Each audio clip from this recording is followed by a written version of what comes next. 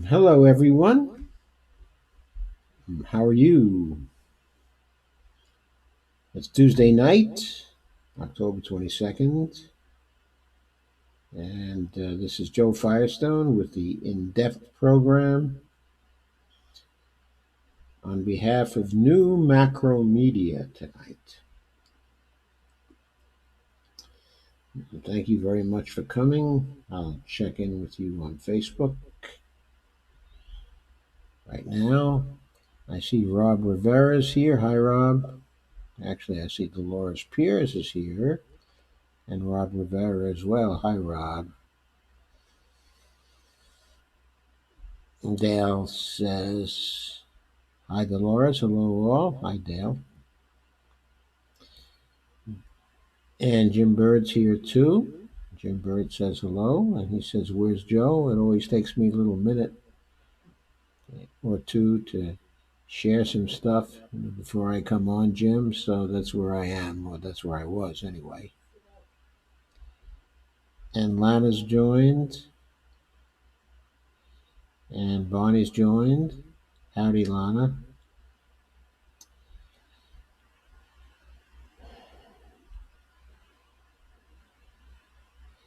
Okay, how's my sound, everybody? Do I have any echoes tonight? I may still have one. I think I probably forgot to do something. Let me check it out. Nope, I didn't forget. Okay, please let me know how the sound's going before I proceed.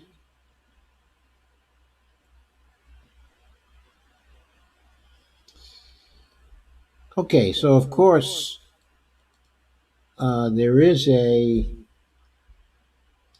proposal on the table from Bernie Sanders for a job guarantee. It is part of his agenda, and it's also associated with the Green New Deal of Ocasio Cortez, okay, and Ed Markey as well. Okay, and Bernie, okay, and Ocasio, of course, are together on this campaign. So all that is extremely good, very, very good, I'd say. Uh, but on the other side, in a campaign that's becoming increasingly competitive, we have Andrew Yang, and Andrew Yang is advocating for a basic income, actually for a universal basic income, which is different. But from a basic income, because a basic income could just be restricted to a certain part of the population. And his proposal for universal basic income is to give everybody the right to get $1,000 a month. He hedges this right a bit in relation to, well, he used to do it in relation to Social Security recipients, but he's now withdrawn that somewhat and is talking more generally about people who are getting government benefits of various kinds already. I've expressed myself, okay, in the past, saying that I don't see why people who are getting benefits from the government should be penalized, while people who are making, okay, an enormous amount of money uh, are still free to get the basic income, okay, of $1,000 a month. That doesn't make sense to me. Okay, it seems to be vaguely, actually punitive towards the people who need benefits from the government and who are taking those benefits. Why shouldn't they have the benefits and also the job guarantee? I don't see any reason why not. Now, I think Andrew Yang probably sees a reason why not. And his reason is, we're paying for the basic income. We're paying for the universal basic income with our tax dollars. With our tax dollars. So people who are already getting our tax dollars in the form of benefits perhaps should not be entitled to any more tax dollars. We know better here. We know that our tax dollars don't really pay for anything. What they do is they create policy space because they serve as a reserve drain. So, anyway, Gigi Schaumburg has joined and Charles Lovett has joined, and I see somebody say Hillary Sandow, question mark. Hi, Gigi, how are you? Okay, and also Andrew Nargawella has joined. Hi, Andrew, nice to see you, if you're still here. And if you're not, it was nice to briefly see you anyway. So, okay, so, but I digress a bit. What I'm trying to say is I usually see this issue framed as the job guarantee versus the having a basic income, okay, or having a universal basic income. And almost since the beginning, when I started thinking about this, I've thought in terms of, well, why not have both? Of course, I've never wanted to have a universal basic income because I believe that a universal basic income by itself is likely to be inflationary over time. And this is generally the consensus of the MMT economists. And also, there have been some simulations done, I believe, by Pavlina Chernyeva, which have shown that the consequence of basic income would be inflation, perhaps hyperinflation at some point. I think I believe that if we're talking about a universal basic income. I don't, however, necessarily believe that if we have a situation where we have a job guarantee and we have a basic income, and I'll speak about the conditions for having those things, okay, in just a minute, where the job guarantee, the JG, pays more than the basic income. One of the basic ideas behind the job guarantee is that it should be a job guarantee at a living wage. But I don't think that's necessarily an idea behind the basic income. Seems to me the basic income is more like the idea that, well, people have a right to live, so we should be giving them a subsistence stipend of some sort. So I've always looked at the basic income, okay, as not a living wage, but a subsistence income for people. Jim Bird says the UBI would not be spent for a public purpose. Well, the purpose of a BI would be to allow people to subsist And I'll spell that out, okay, in a little more detail. But as I spell that out, I think you'll see that that would be spending for a public purpose. The public purpose being to allow people to subsist. Okay, but let's talk about the JG for such a for just a minute. There now exists in the economy, okay, in the labor market, there exists actually different sectors. There's the market or private sector. There's a regular government job sector established to fill uh, the civil service jobs, jobs for what we might call permanent functions, okay, of the government. And those jobs have a variation of wages and salaries, okay, depending on the jobs and what people are doing, and so on. Then there's also a nonprofit, what we might call a social values sector,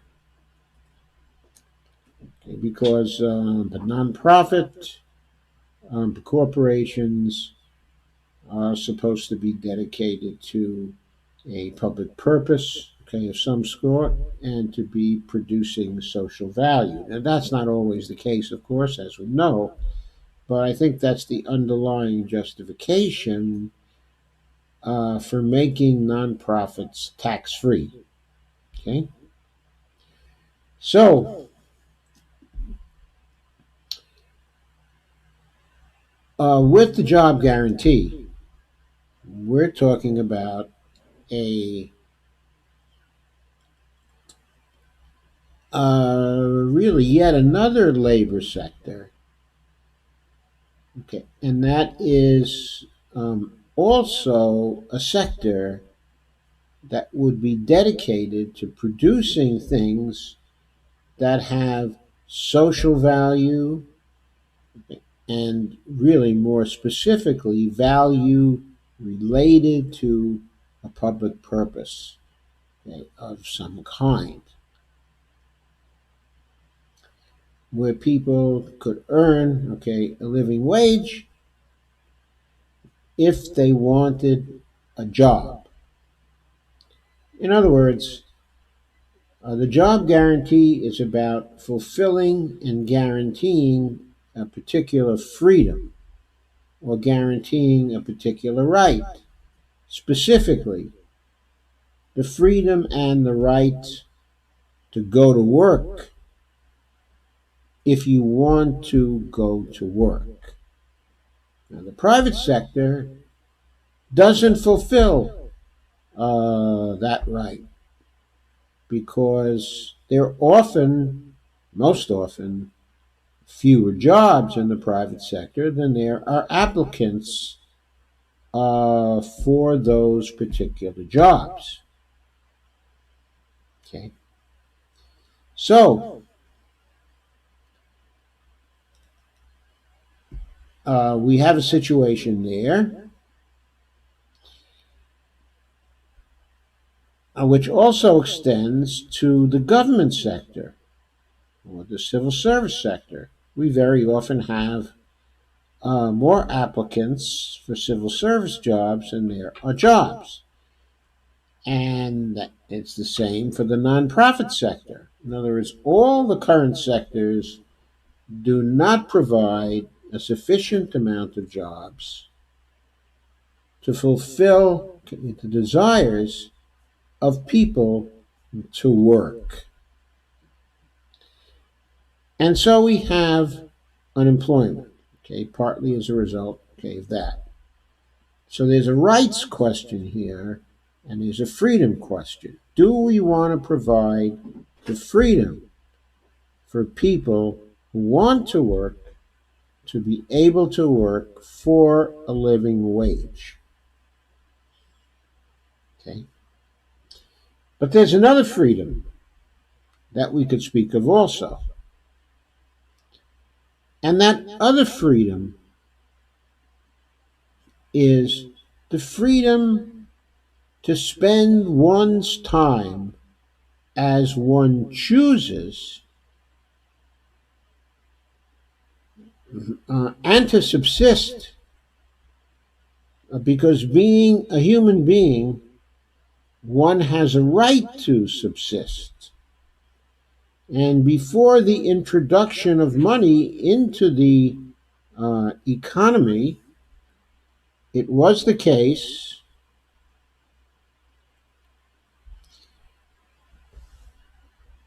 that people were able to subsist without actually working for money. But in our present day economy and with the social organization we have now,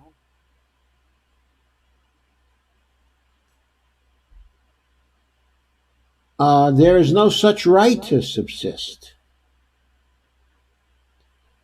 In other words, there's no right for people to go out and to gather food or to provide themselves, okay, with shelter.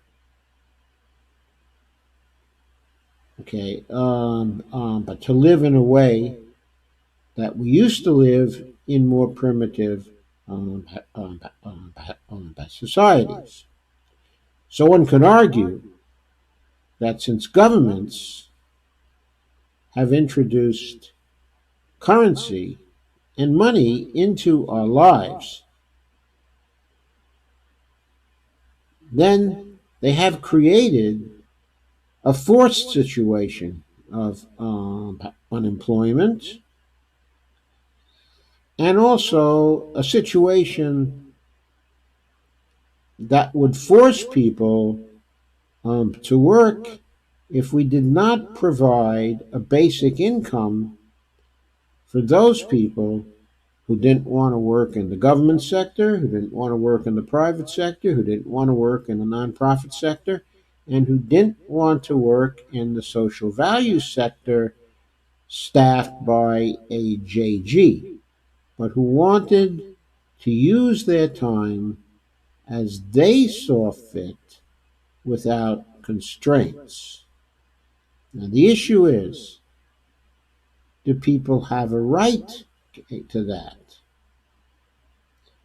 Okay, now I would say that if supplying that involved use of our tax dollars, then the people supplying the tax dollars might have grounds to object. But if our ability to provide a means of subsistence doesn't involve anything more than supplying those people the monetary wherewithal to subsist,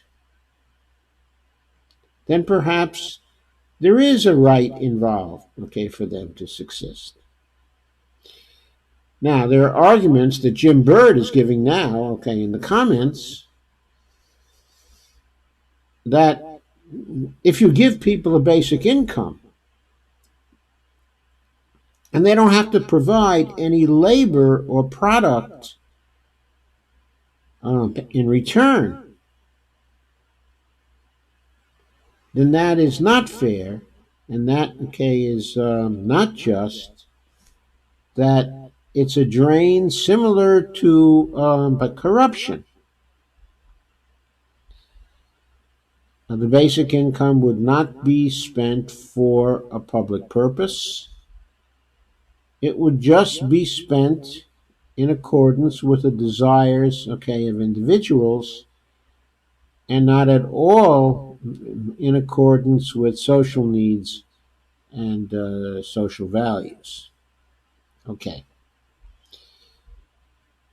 So, that's an argument against, okay, a basic income. It's not an argument that I entirely hold with. And I will say why in just a couple of minutes as we go forward with this. I want to share at least part of a blog post that I wrote some years ago now. That blog post was part of a series, and the series was called The Job Guarantee and the MMT Core.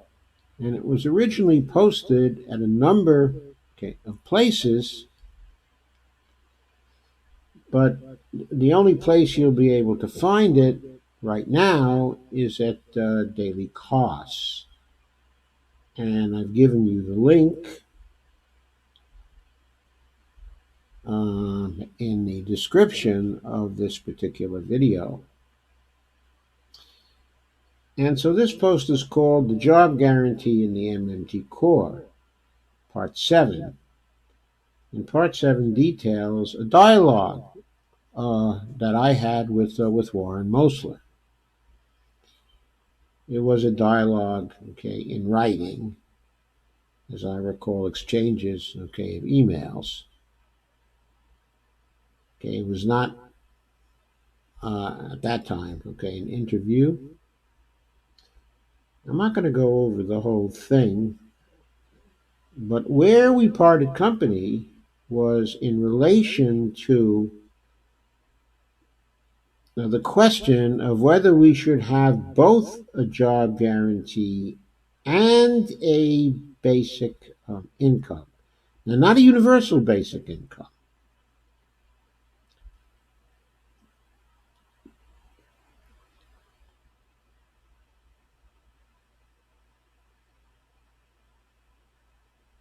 So let me go through that with you now.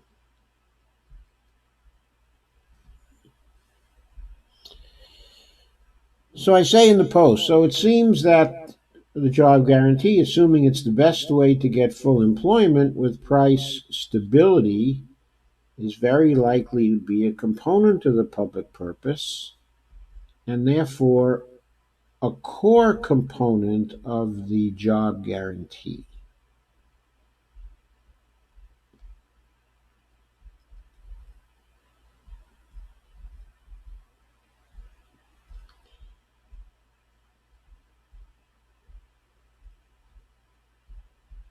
I've lost my place now, so hang with me until I find it.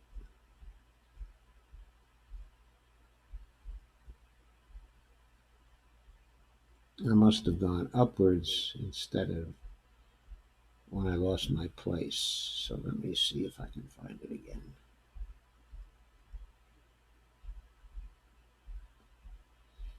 Yeah, you might want to go to the post at some time and take in the whole dialogue.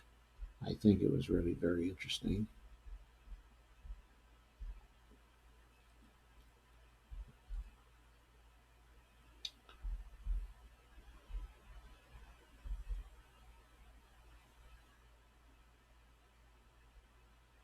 So I said, so it seems that the job guarantee, assuming it is the best way to get full employment with price stability, is very likely to be a component of the public purpose and therefore a core component, of MMT. Warren replied by saying, it's not about core components of MMT, but about core understandings. And I said, in return, I'd prefer to view it as I suggested. Understandings, quote unquote, are psychological things. I'm not talking about that kind of subjective knowledge. We can't really divine what that is anyway. I'm talking about MMT as a body of, quote, as a body of objective, quote unquote, cultural knowledge in the sense clarified here and here. And I give links to two other writings of mine that are available on the web that define objectivity. Anyway, I go on. However, even assuming that the job guarantee is such a core component, that doesn't mean that a goal of maximizing productivity should not also be viewed as a core component, okay, of MMT. I suggested this because one of the things Colin Roche was saying in criticizing the MMT job guarantee position was that really the goal wasn't really public purpose and it wasn't really full employment, it was maximizing productivity. I go on. As a number of commenters on Colin's post have pointed out, the government can afford to both pay for the JG and also for efforts to increase productivity. Nor are these components of public purpose competitive.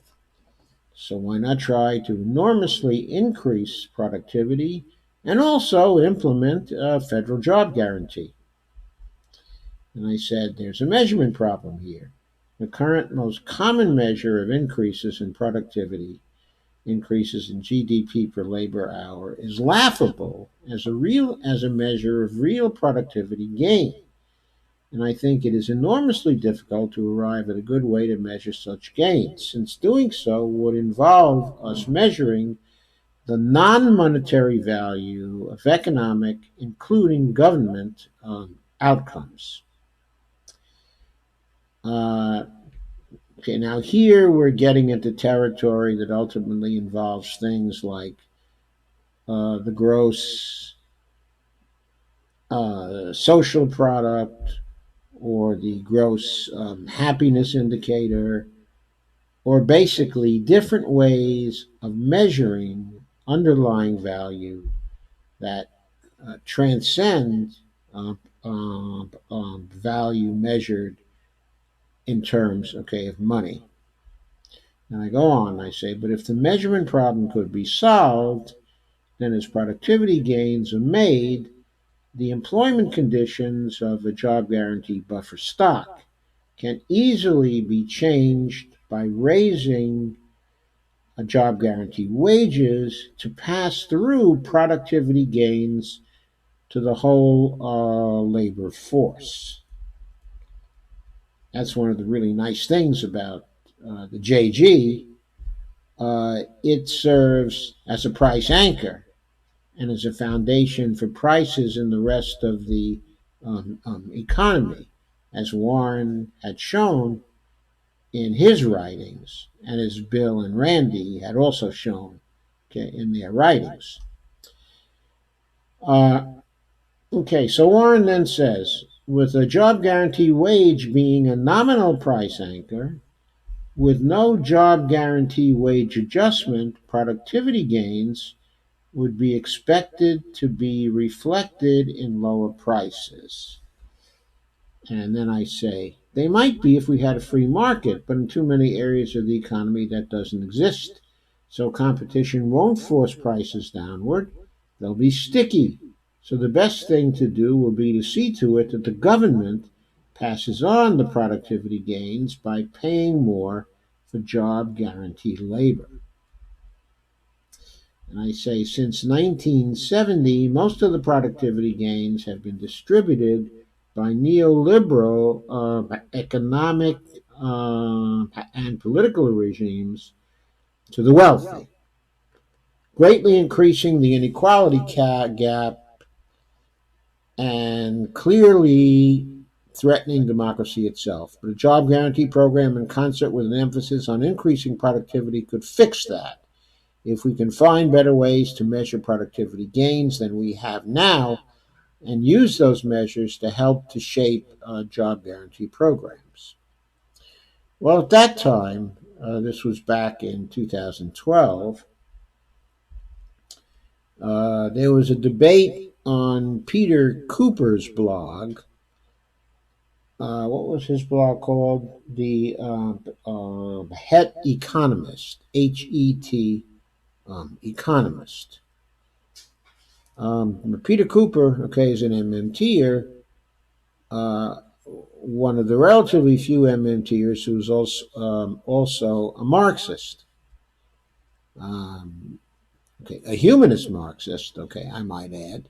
Okay, but a Marxist. So he tended to see things not so much from the outlook of the later Marx, but the earlier marks of the economic and philosophical manuscripts. So, in this next following section of the conversation, I talk about Peter Cooper's job and income guarantee proposal, and I point out that it adds freedom. Peter Cooper called it a jig. I don't know if I want to call it that in the American context, but that's what he called it. Okay, because he's an Australian and it doesn't have necessarily the same connotations for him as it might have for some Americans.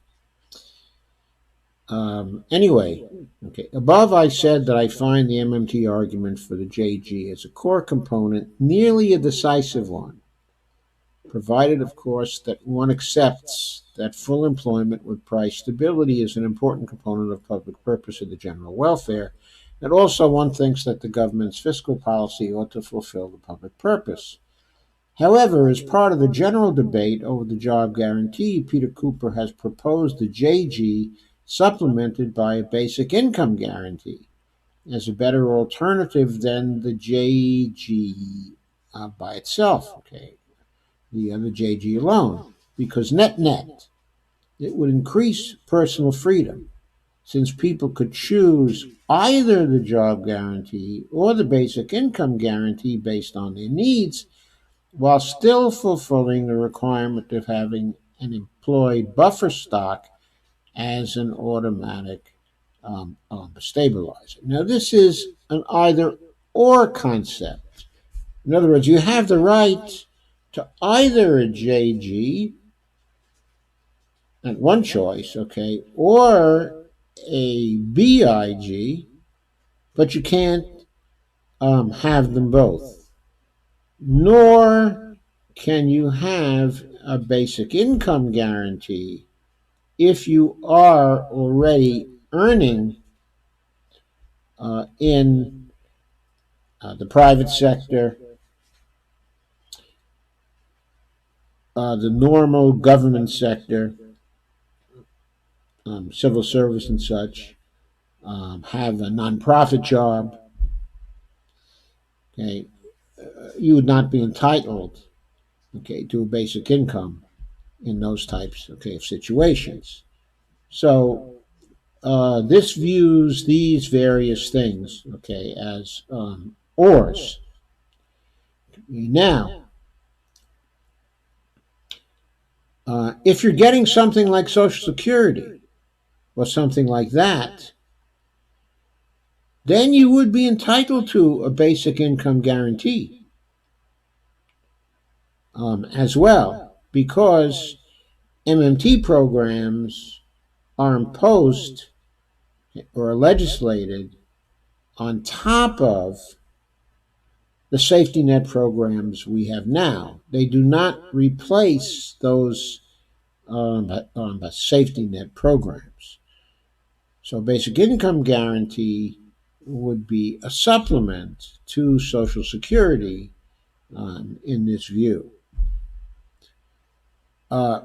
Okay, Warren replied to this by saying, basic income guarantee is an optical illusion that's an unstable equilibrium at best, capable of rapidly degenerating into hyperinflation at any time. And he says, it reminds me of the Monty Python skit, in quote, The Life of Brian, unquote. If you don't actually recognize that skit, okay, in The Life of Brian, okay, in the reference, don't feel bad. I didn't recognize it either. I've seen a lot, okay, of Monty Python skits, but I don't remember that particular one. So in any case, the currency is defined by, at the margin of need, what you must do to obtain it from the issuer of the currency.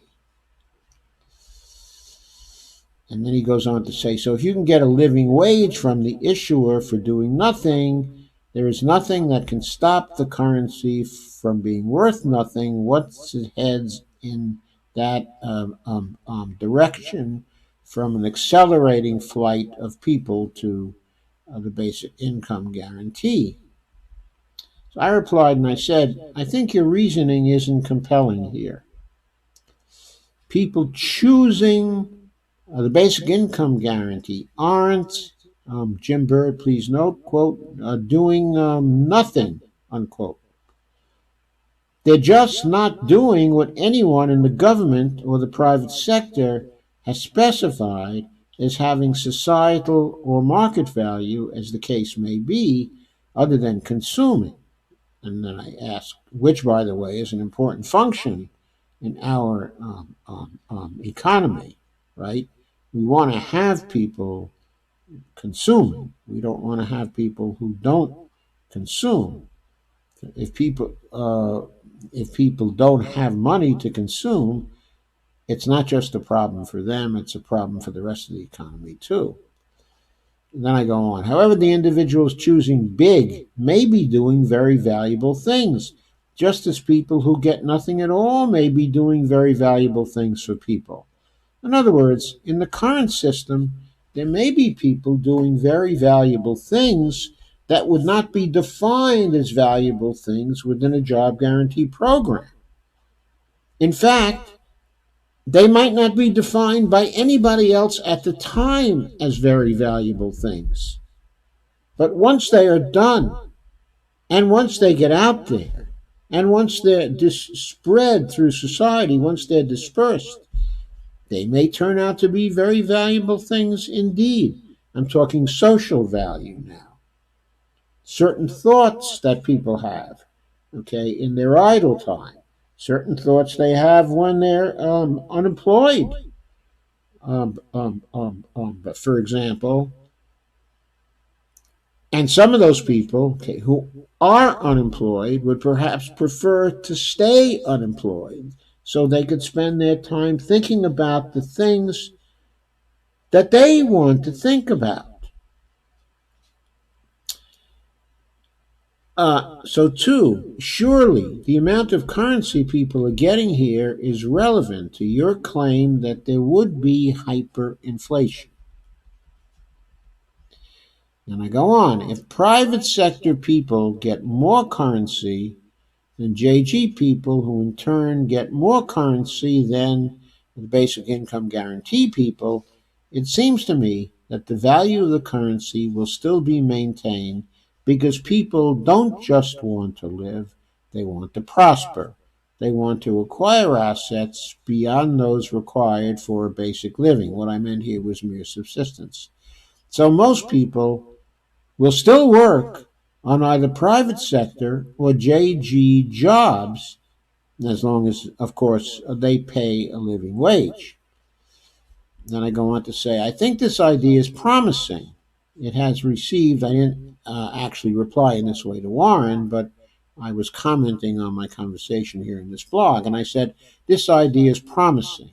It has received a vigorous discussion over a number of days at Peter's site. Dan Kervick, okay, who used to be, okay, an MMTer, but who left some years ago. I've never been entirely sure why, but he used to blog at New Economic Perspectives and was a colleague of mine over there.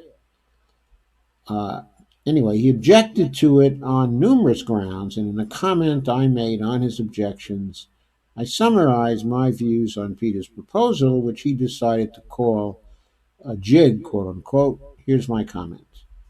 Okay, the nub of it is that neither the job guarantee nor the government is infallible in its judgments about which jobs and roles produce value and which do not, or about which individuals are producing value and which are not in their individual activity. So I ask, why should we rely completely on either the market or the government, or for that matter, local governments and local stakeholders, and even the job guarantee participants themselves to make these judgments? Warren Mosler replied to this comment of mine, which I presented to him as well, by saying, I see government for public infrastructure for public purpose broadly defined to include the incentives for the private sector embedded in the institutional structure. And I agreed, and I said, so do I. But more broadly, I also see the government as using fiscal policy for all public purposes, including those beyond, quote, infrastructure, unquote, and private sector business, quote, unquote.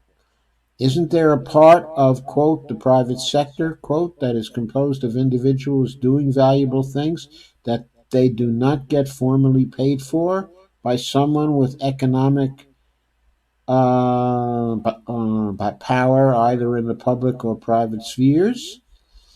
And I said, why should we as a society insist that these people have to have a buy or leave from a government or nonprofit civil servant or from some a for-profit business person or from some other nonprofit type thing engaged in commercial activities? And I said, I know a lot of people like that, not just arty friends like John Carney's.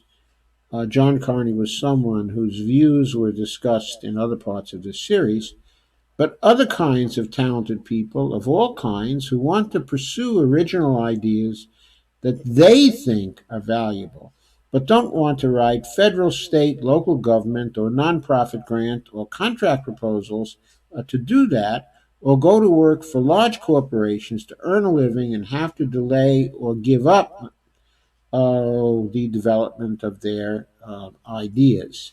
Now, thoughts like this, or the freedom to do this, was something that a lot of the people who were discussing basic income at that time were very concerned about. In other words, they wanted to do something for the creative class as well as for people. Well, actually, they seem to want to do things for the creative class more than they want to do things for people uh, who like to work for either a private purpose or a public purpose. So I went on, I said, okay, so a big could be very useful for helping to do that. It wouldn't let them live in luxury. No, it would only provide subsistence. But it would give them the space to keep themselves alive while they're getting their ideas off the ground. Why shouldn't people have that space? Why is it so threatening to authorities that people who are relatively poor have a bit of economic freedom? Question mark. I think a question like this has also been asked by Yang in his campaign. He wants poor people to have a bit of economic freedom. Evidently, though, he doesn't want them to have a bit more of economic freedom and be able to take a job at a living wage if they want to take a job, okay, at a living wage. But that's another comment. Then I go on. Why shouldn't we accept instead that individuals who would rather be free from working either for the private sector or for the government still have the right to a decent living and free health care? Warren said then, free health care is okay because you can't completely live on health care. So I said then, so your position is that people have to be economically motivated by the need to stay alive or they won't be productive? Question mark. Then why not say that people should have to, quote, unquote, earn their health care too? And then I made a further comment. Are they not human beings? Is there no possibility that people who make such a choice will not use the time they gain to contribute value to society, or that they might do so in the future? Unquote. Warren then admitted a bit. They might, but history has shown that when they don't, it's catastrophic.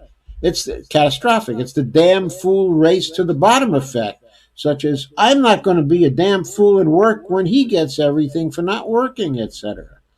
And I replied, has history shown that? Let's have some empirical data. I just don't see it. That was the kind of reasoning used to end welfare as we know it, quote unquote. Have the effects of that really been good, or do we now have greater privation, need, homelessness, and economic oppression than we had before? I think we all know the answer to that question. In other words, have we just got a worsening economic and inequality problem where before we had a quote, but we had a moral hazard, quote unquote, problem? Also, while that kind of meme may be effective politics still, the truth, at least for the proposal I have in mind, would be that people choosing the big would not get, quote, everything for not working, unquote. They'd be getting a basic living, a subsistence, in other words, in return for greater personal freedom. JG people would be getting a decent living wage in return for less personal free time and the opportunity to transition to the private sector. And those working for businesses would be accepting the leadership of business people implementing their visions of value, which may or may not be valuable, in return for making more than job guarantee workers and presumably acquiring the most marketable skills. And then I said, I concluded my blog post by saying, I think there are some people who would use the time provided by choosing a big option to innovate and to create outcomes of great value to society. Neither private sector nor government authorities can be trusted with power to make all the decisions about which activities are valuable and deserve a decent compensation in money in return. People ought to have some of the economic power necessary to decide for themselves what they'd like to do and still be able to remain alive and in good health to do it. And I say that is an increase in individual freedom that our modern economies, including the US, can afford. And it may provide a better core component for MMT than the JG by itself. Okay, so that was that particular discussion. Now, I am not alone among MMTers who would support a big. Now, I don't know any MMTers who would support a universal basic income. But I think there are quite a few MMTers who would support a big if it was accompanied by a JG. It might not be a separate program. It might be a big placed under the Social Security program. But the idea of having a JG along with a big, with a compensation differential between them, has been provided support by Pavlina Chernyeva, for one. And if I recall correctly, by Scott Fullwiler and even Stephanie Kelton at one time or another, but I don't actually recall. As the person I recall most plainly who supports that and who's one of the core MMT group, indisputably, is Pavlina. Okay.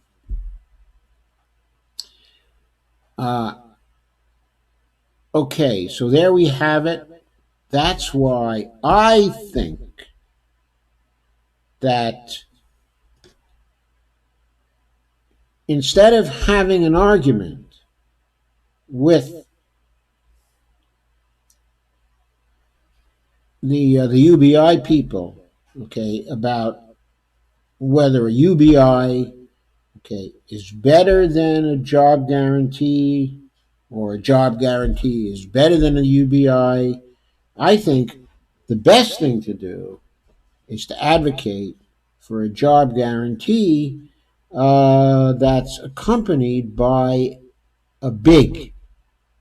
not by UBI, okay, but by a big. I've outlined the reasons why I think that's perfectly justifiable here. I think it's perfectly justifiable because it would provide an increase in freedom. I don't think it would be inflationary because the economy would not be anchored by the subsistence income. It would be anchored by the living wage in the job guarantee program. I think there would be relatively few people who would be content with a basic subsistence living. I think the number of those people might be in the low millions. Okay, I don't think they'd be much of a drag on the economy. I do think that some individuals among them would occasionally produce things of great social value for the society and for the political system, and things that turned out to be of great economic value too. I think it's perfectly reasonable to foresee that this kind of thing is going to happen when people have and take idle time. So, the arguments that I make when I encounter the Andrew Yang types are always arguments based on the idea that we ought to have a job guarantee and we ought to have a basic income too. Now, my basic income would be means tested. So then the Yang people argue in return, well, we don't want any mean testing for the basic income because if we have that, it adds to the bureaucracy in the federal government. It creates a whole new bureaucracy devoted to means testing for the basic income. Okay, to that, I respond actually very simply no, it doesn't. Because you can have the IRS enforce this. In other words, people can have a basic income if they don't have any other means, okay, of earning money, and if they're not working, okay, at anything else in the rest of the economy. If when they file their tax returns, it turns out they've had other income, it turns out they've worked, okay, to other things, then the IRS would take back the basic income. That's it. It can be enforced, in other words, through the IRS, which is the bureaucracy we have now.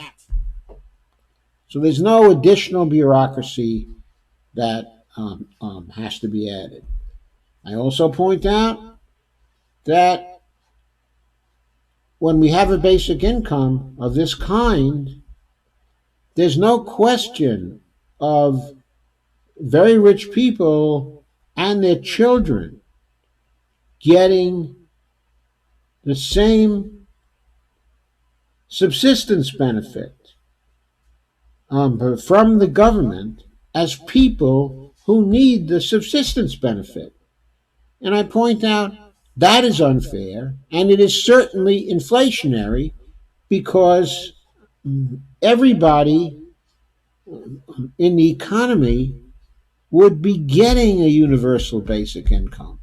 So it's sure to drive up the prices. And when it does, then we'd have to add to the basic income.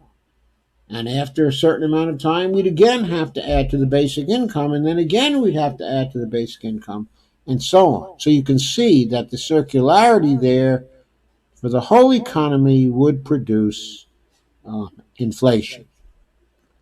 But for a small part of the economy, I don't think that would. And I'm not prepared to concede the argument that those who are doing nothing, quote unquote, in fact, are doing nothing that is of social and economic value for others in society. I think they're still doing things that are of value, but they may not be doing things that we recognize, that the rest of us who are working actually recognize as having value. Okay? So, that's how I argue it.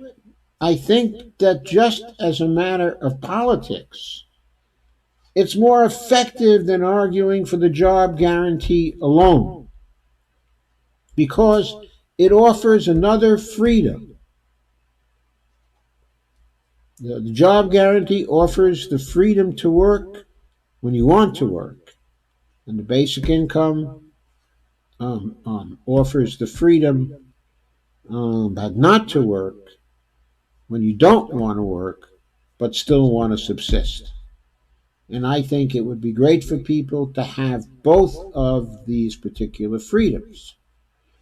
But from a political point of view, this is also important because those who find the Yang platform so attractive, because it would allow them freedom to do this and that, and because, oh, isn't it nice? We would benefit economically because if my wife had to stay home, okay, to take care of the kids, she'd still be getting the basic income. Now, of course, one argument against that is that the job guarantee program might define being a housewife as a job within the job guarantee program. That's going to be up to the local communities. If they define it that way, then it would be a job within the job guarantee program. But since local stakeholders are defining what would be a job that would be worthy under the job guarantee program and what doesn't have to be worthy, then we would have a situation where in certain communities across the United States, certain things, certain activities that would be recognized as a job in other communities would not be recognized in certain other communities. So there would be a differential in what would be a recognized job under the job guarantee because the jobs are defined by the local stakeholders.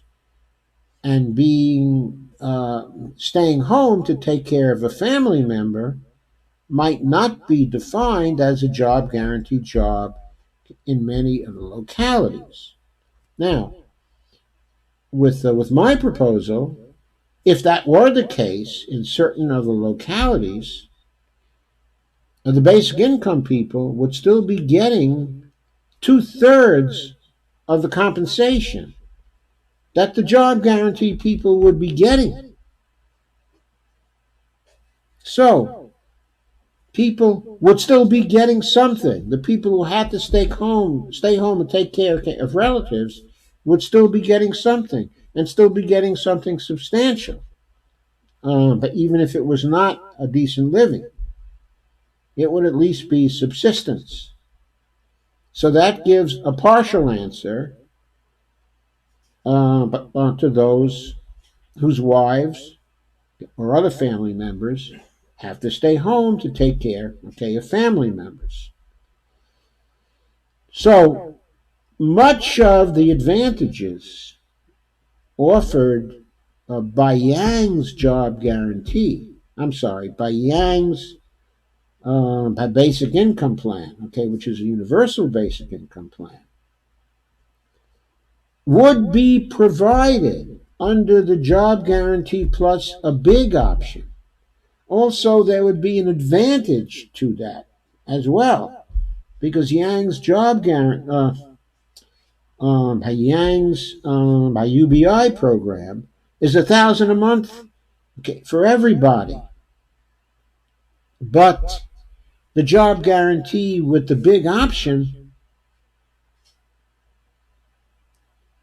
says that the job guarantee is going to come in at a living wage, and the big option is going to be pegged at 2/3 of a living wage. So let's say we've got $18 an hour as a living wage.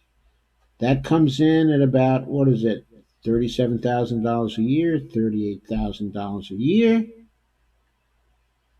And then the big comes in at 2/3 of that, and that's roughly $25,200 a year.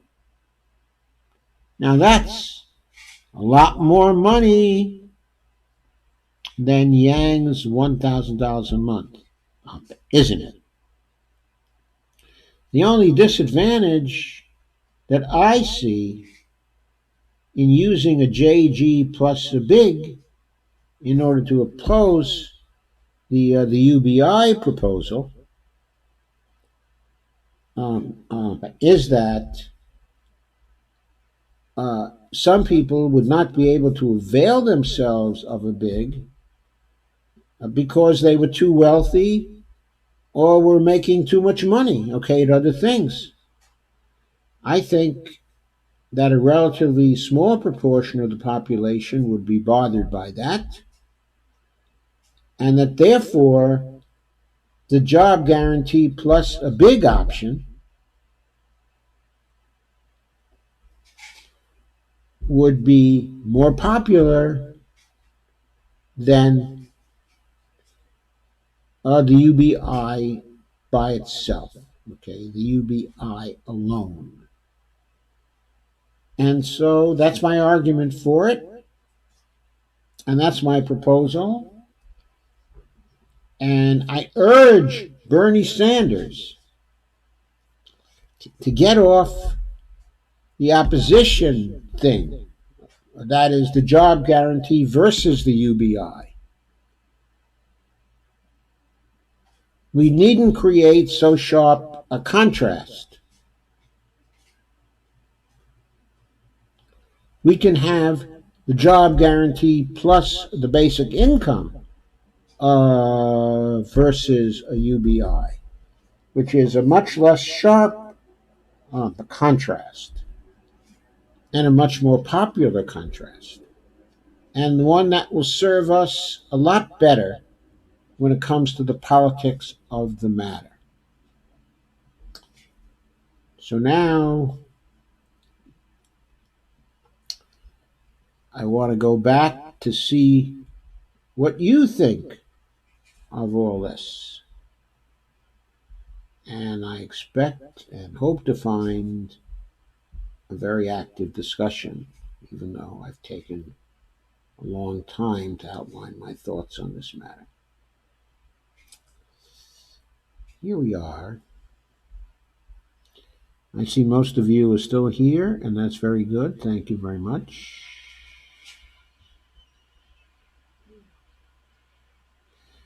So, the UBI provides no labor or product in return, and FJG would provide an input.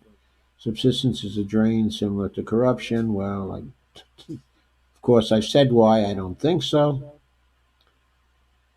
Don't think it's corruption at all. And Cheyenne says, meanwhile, in the house, I'm not sure who that's a picture of, but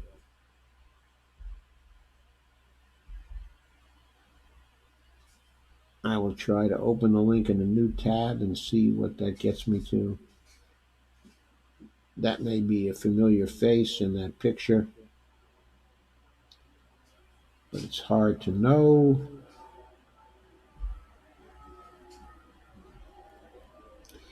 I'm waiting for the photo to come in. The page isn't available. It says page not found. Sorry, Cheyenne, page not found. I cannot bring that into the discussion. It looked a bit like Hillary Clinton there that you were trying to say something about. Hillary Clinton. And Jim says, in my opinion, no government monies should be spent without an analysis of benefit to society. Yeah, I agree with you, Jim. I agree with you. We should have studies of whether this proposal uh, is more likely to fulfill the public purpose than just a job guarantee, okay, alone. Of course, that shouldn't include or deny people that are disabled. Right, I agree. And Jim says everyone can contribute to society no matter how small. I do believe that. And Jeff Ginter joined, and Jimmy Sunderland joined, and Cheyenne Tierra have joined. Hi, everybody. Cheyenne says, hey, Joe, thanks for coming on. Cheyenne says, hi, Dee. And Cheyenne says, announcements. Steve Grumbine will be on Convo Couch, MMT for Dummies, at 7 p.m. on Friday Pacific Time. That's 10 p.m. on Friday, our time. I'll be pleased to watch that, actually, myself. Of course, the Convo Couch is on Mikasa Sukasa Network. So that's going to be interesting because I don't think Nico House is a partisan, okay, of MMT. It should make for an interesting discussion. I assume that discussion will involve both Pasta Jardula and Fiorella as well. And Fiorella Isabel, I believe it is. Russ Gallman joined. Sherry Weiss joined. Hi, Sherry. And Rocco Million has joined. Hey, Rocco. And Jim Bird says, that's where the analysts of ideas or jobs with goals and objectives of the tasks wanting to do for the FJG would come into play. Many could give reading books, okay, for their FJG. The problem with that, Jim, is that it's up to local stakeholders to define the job guarantee jobs. And while there are some localities that might define, for example, being active in politics as a JG job, there are many other localities that would very strongly object to that, probably strongly object to people spending their time actually reading books to inform themselves as parts of the JG program. And Jim Bird says, I think we're not very far from what you're saying. I would have a very progressive and a lenient analysis system for the job guarantee. And so would I, Jim. I would as well.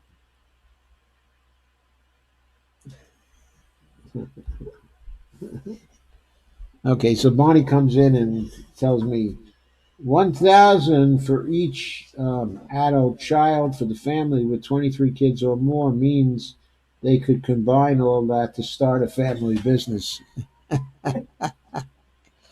Yeah, they could. If they had 23 kids, that would be 24,000 a month.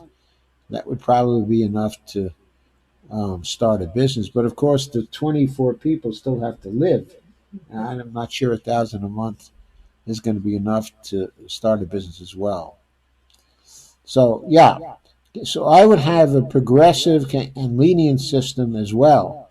But we wouldn't be able to guarantee under the JG program that the local stakeholders would share in that particular view. And so you might have situations where, well, we already know certain parts of the country think that everything is welfare and that we shouldn't have any welfare, and they would certainly view this, okay, as welfare. And they probably view the JG as welfare too, So they would probably have very strict criteria as to what jobs would be suitable for the JG. And I don't think we can have a JG with local control without having that particular possibility. And one of the selling points, okay, of the JG that's very important is that those JG jobs are locally defined.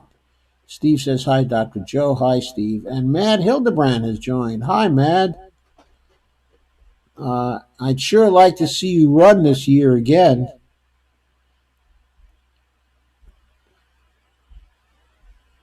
Jim Bird says, why allow local control for a federal job guarantee? Because that's a big selling point of the federal job guarantee. Uh, Local control really has much to commend it, okay, in this instance. For example, if we didn't have local control, then what would the federal job guarantee program actually look like under a Donald Trump? Okay, or a conservative from the other party. It might be radically changed so that there would be relatively few federal job guarantee jobs. With local control for a federal job guarantee, we have the political advantage that we're not going to build a large bureaucracy within the federal government to deal with the job guarantee program. Sorry. And we also have the further advantage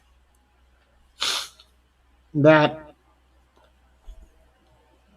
we can always have a situation where those communities that had criteria for the job guarantee program that were relatively open in terms of defining value would be areas that would attract people. Okay, in other words, the communities that had very conservative criteria for defining what qualified as a job guarantee job would find themselves losing population and find themselves having very negative economic consequences because they define things in that way because people would cause people to migrate. Okay, as Cara Emanuel says, the JG probably would cause people to migrate to areas where they encourage the types and quality of jobs they seek. Right. Including, if any local areas happen to provide it, jobs involving research, okay, in particular areas. Maybe not simply reading books in particular areas, but there certainly might be research jobs defined as part of the job guarantee program that mean that people would be spending a lot of their time reading books and learning about what goes on in certain areas of the economy. So there you are. Okay, any more comments or questions? If not, I'd like to spend a brief time reading a hilarious piece. I thought it was a hilarious piece by Matt Taibbi that I picked up in reader supported news. I'll come back and consider any other job guarantee comments or statements, okay, that you have, but I thought this one was really good. The title of it, okay, was Everyone is a Russian Bot. Okay, let me share that page with you now so you can see it too. Here we go. Let me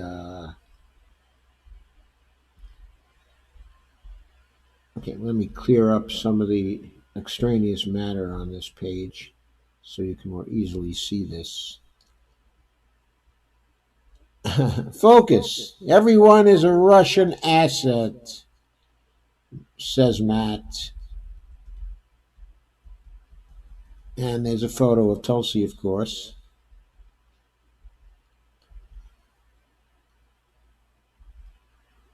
And Matt says Hillary Clinton, not long ago, the nominee of the Democratic Party, had some choice words about the state of American politics on Friday. Uh, he said, I'm not making any predictions, but I think they've got their eye on somebody who is currently in the Democratic primary, grooming her to be the third party candidate, Clinton said on a podcast and so on. Quote unquote, she's the favorite of the Russians. Clinton appeared to be talking about Hawaii Congresswoman Tulsi Gabbard, a combat veteran. She wasn't done, teeing off on former Green Party candidate Joe Stein. Poor Joe. Joe Stein's also a Russian asset. Yeah, she's a Russian asset. I mean, totally. They know they can't win without a third-party candidate, unquote. She went on to talk about Donald Trump. Quote, I don't know what Putin has on him, whether it's both personal and financial. I assume it is, unquote. And then Matt says, Hillary Clinton is nuts. She's also not far from the Democratic Party mainstream, which has been pushing the same line for years. Less than a week before Clinton's outburst, the New York Times, once a symbol of stodgy, hyper-cautious reporting, ran a feature called, quote, What exactly is Tulsi Gabbard up to, unquote. The piece speculated about the, quote, suspicious activity, unquote, surrounding Gabbard's campaign, using quotes from a neoconservative think tank, the Alliance for Securing Democracy, to speculate about Gabbard's Russian support. This was the second such article the Times had written. An August piece, quote, Tulsi Gabbard thinks we're doomed, unquote, hit nearly all the same talking points, quoting Clint Watts, an ex-spook from the same think tank, calling Gabbard, quote, the Kremlin's preferred Democrat, unquote, and a, quote, useful agent of influence, unquote. The Times article echoed earlier pieces by the Daily Beast and NBC.com that said many of the same things. After Clinton gave the Russian asset interview, it seemed for a moment like Americans' commentariat might tiptoe away from the topic. Hillary Clinton has been through a lot over the course of a career, and even detractors would say she's earned latitude to go loony biscuits every now and then. A few of the Democratic presidential candidates like Beto O'Rourke and Andrew Yang gently chided Clinton for her remarks, but when Gabbard, who's similarly been through a brutal media ordeal, snapped back and called Hillary, quote, Queen of the Warmongers, unquote, and Donald Trump followed by calling Clinton, quote, unquote, crazy, most pundits doubled down on the, quote, asset, unquote, idea. Neoconservative turned hashtag resistance hero David Frum blasted Trump for defending Stein and Gabbard, noting sarcastically, quote, he was supposed to pretend they were not all on the same team, unquote. And Ana Navarro on CNN said, quote, then both the Russians and Trump support someone, be wary, unquote. An MSNBC panel noted an apparent seriousness that Gabbard, quote, never denied being a Russian asset. she never denied she was beating her mother. CNN media critic Brian Stelter tried to suggest Hillary only seemed wacko thanks to a trick of the red enemy, saying, quote, it feels like a disinformation situation where the Russians want this kind of disinformation, unquote.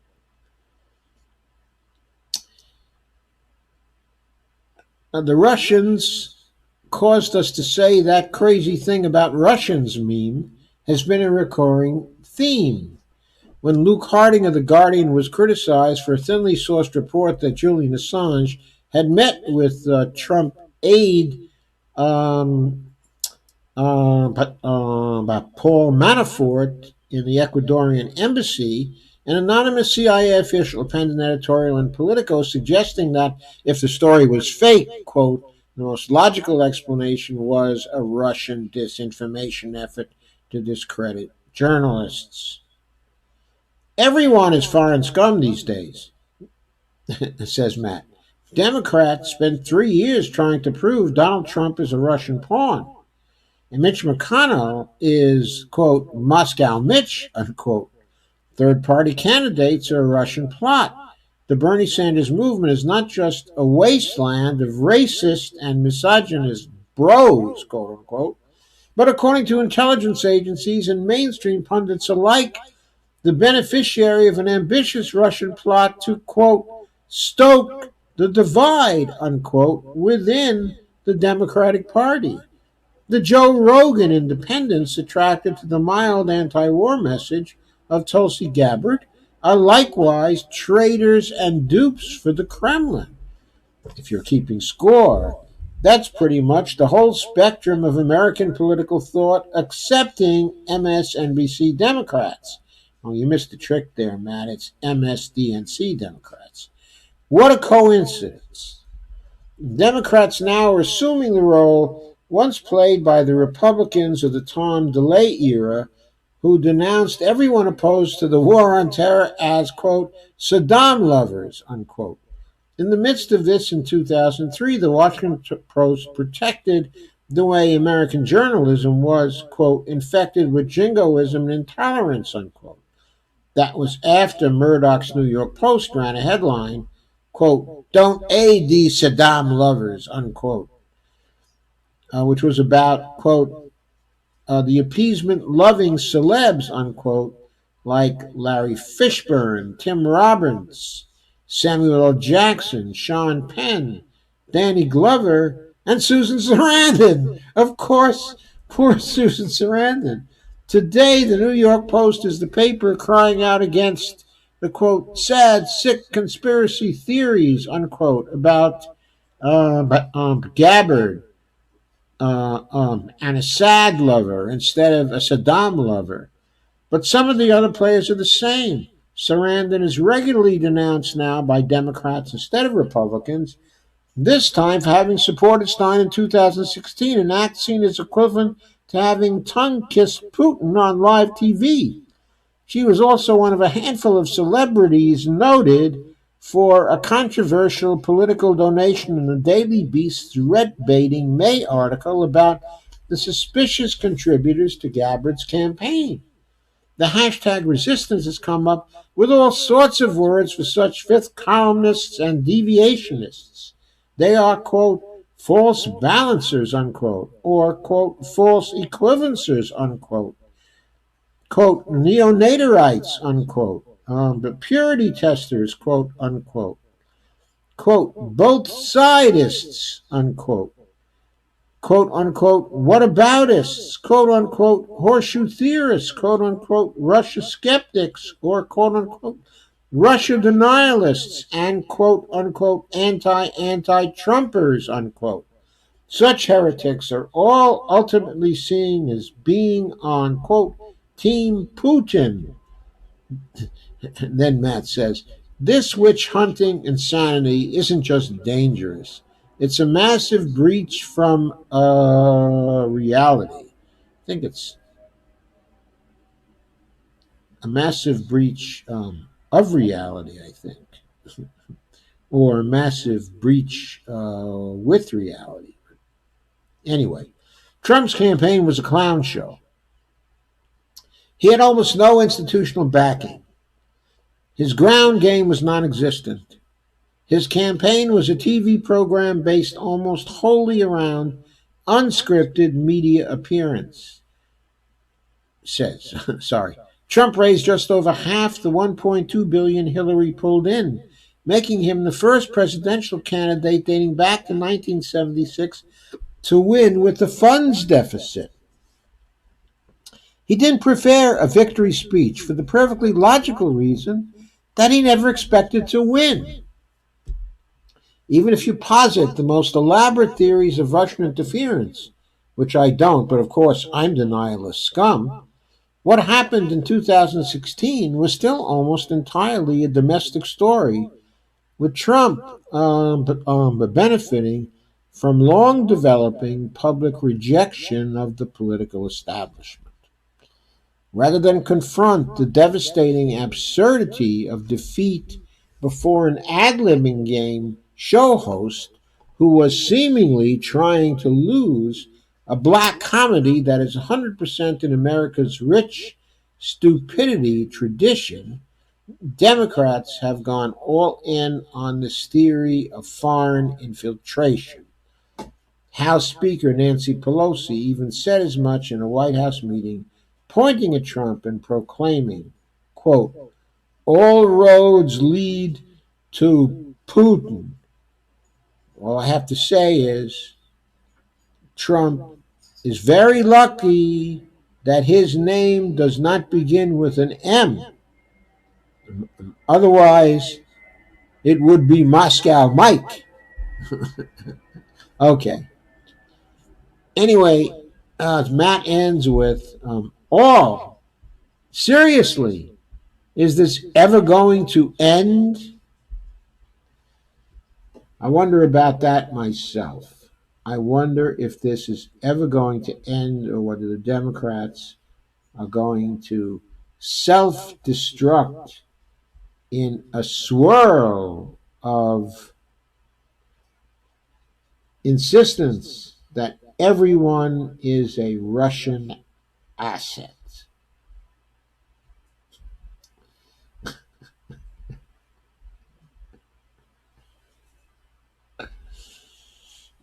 Ah.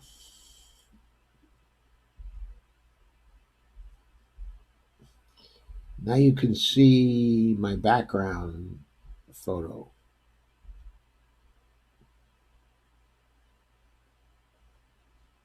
Maybe not. I may have shifted my scene in time. Okay. Were there any more comments? Jim Bird says HRC is the result of the DNC relying on big donors. Yes, she is.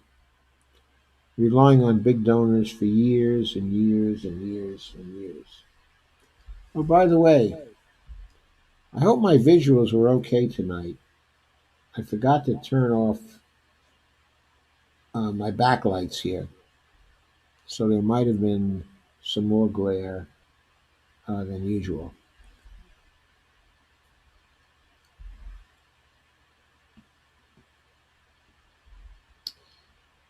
Anyway, any more comments?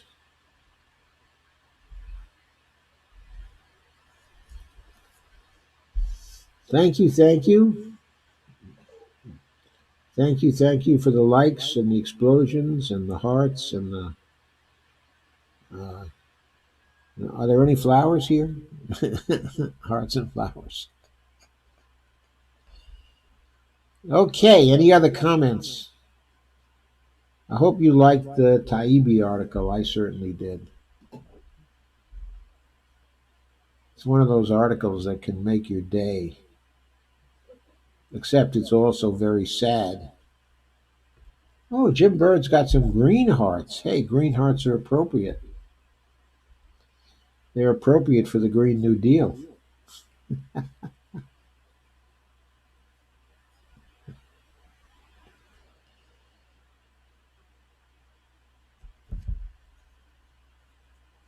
Yeah, good night, Cara. And Dolores says thank you and good night.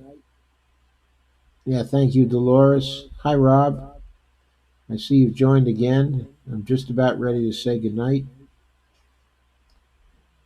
I just about am saying good night. I'll be back tomorrow. There are some new comments.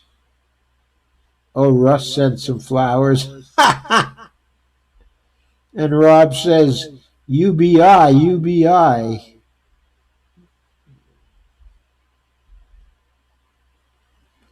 Rob says every American should be given the freedom.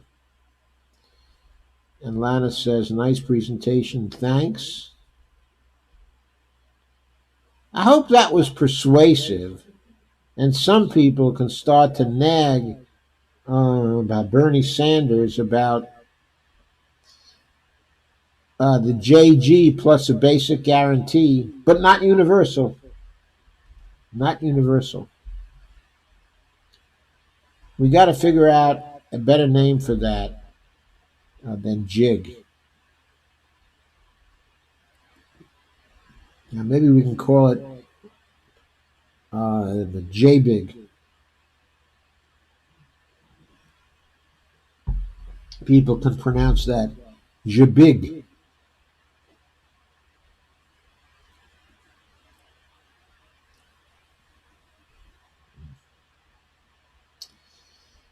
Okay, good night then.